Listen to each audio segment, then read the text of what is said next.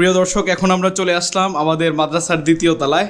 আর এই দ্বিতীয় তলায় আমাদের আবাসিক শিক্ষার্থী যারা আছেন তারা পড়াশোনা করতেছে। তারা এখন পড়ায় মনোনিবেশ করতেছে। তারা কেউ লিখতেছে, কেউ পড়তেছে, এভাবেই তাদের দিনগুলো অতিবাহিত হচ্ছে। এখানে থেকেই স্টুডেন্টরাও পড়াশোনা করছেন। আর আমাদের স্বনামধন্য শিক্ষকরা তারা এখানে খেদমতরত অবস্থায় আছে। আমাদের হুজুর হচ্ছেন কুয়াকাটার হুজুর। তিনি সুদূর কুয়াকাটা থেকে আমাদের এই ভোলা জেলায় খেদমতে আসেন।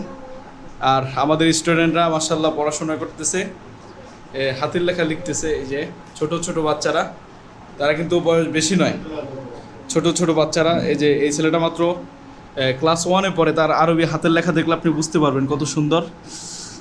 আর আমাদের আরেক ওস্তাদজি,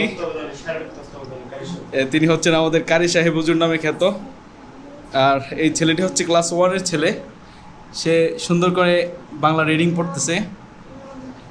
আসলে এইভাবেই একটি পরিবেশের মধ্য দিয়ে আমরা অতিক্রম করছি দারুল কোরআন ইসলামিক একাডেমির। সবাই পড়াশোনায় ব্যস্ত আছে। আমরা আশা করি আমাদের এই দারুল কোরআন ইসলামিক একাডেমি থেকে অনেক ভালো ভালো শিক্ষার্থী বের হবে, যারা বাংলাদেশের বড় বড় আলেম এবং বড় বড় পর্যায়ে তারা খেদমত করতে পারবে, এবং তারা সুন্দর শিক্ষার্থী এবং সুন্দর মানুষ হয়ে তারা এখান থেকে বের হবে।